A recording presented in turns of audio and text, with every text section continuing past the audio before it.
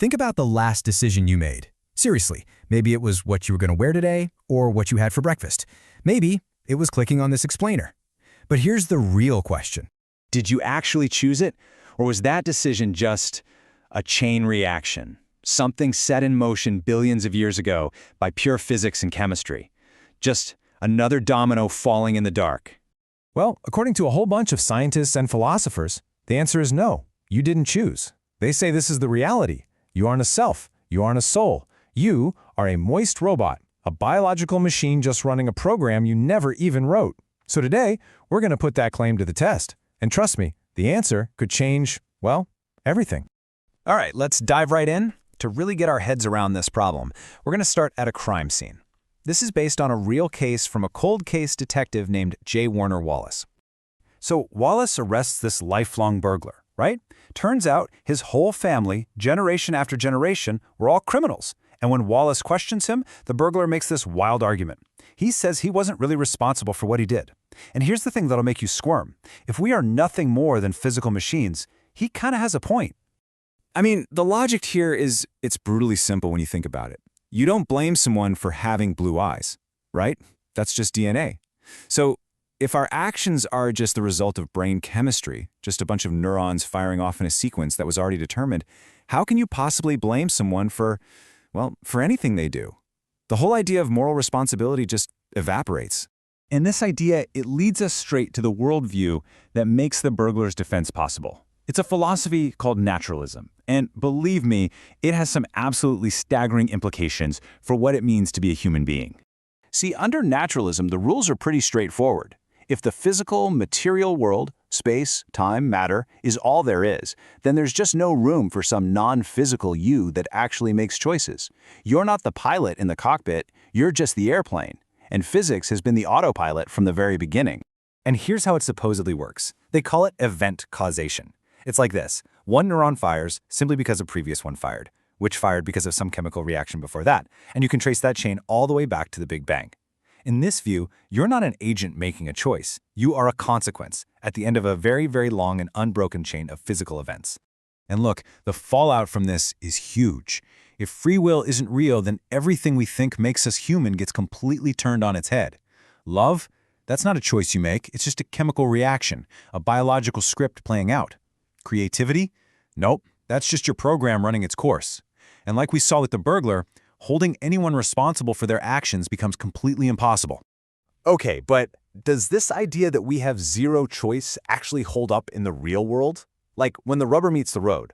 Let's run a quick thought experiment. Let's call it the coffee test. Picture this right now. Someone walks up to your laptop. They're holding a cup of boiling hot coffee right over the keyboard. And then they start to pour. You'd shout, "Stop, what are you doing?"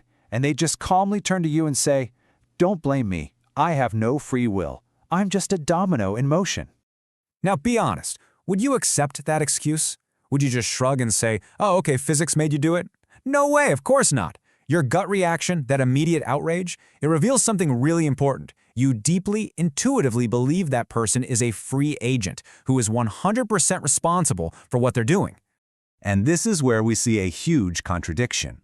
Even the people who argue the loudest that free will is an illusion, they live their lives as if it's completely real. They expect you to be morally accountable to them. They take credit for their own freely created ideas, and you better believe they expect to get paid for their work. They preach determinism, but they live like free agents.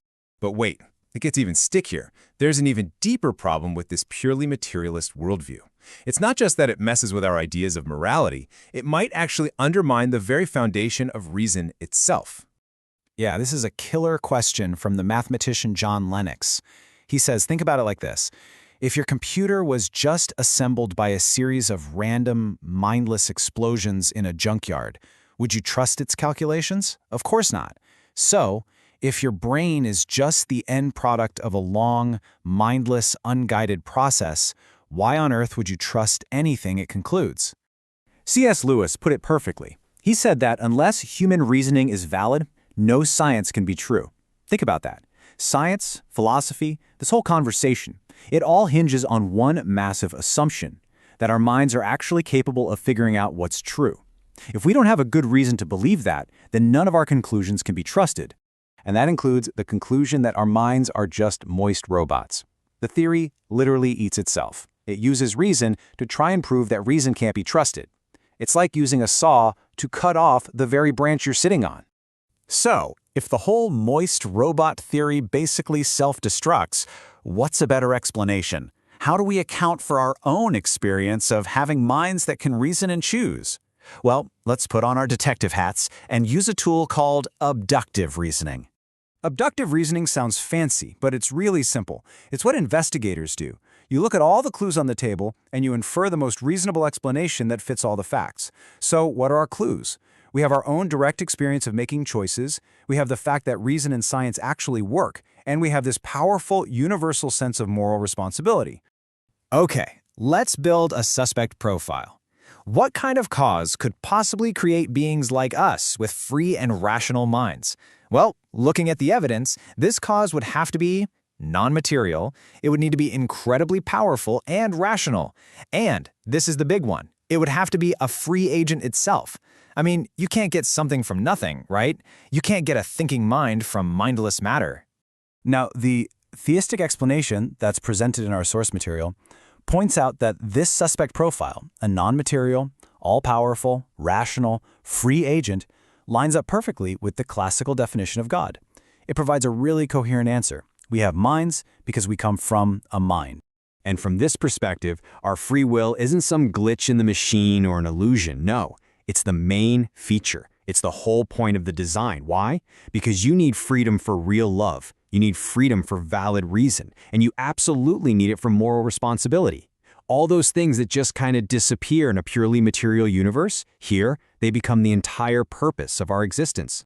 So, we're left with the choice. Are you a machine, governed only by the cold, hard laws of physics? Or are you a mind, created with real freedom? This isn't just some dusty old philosophical question.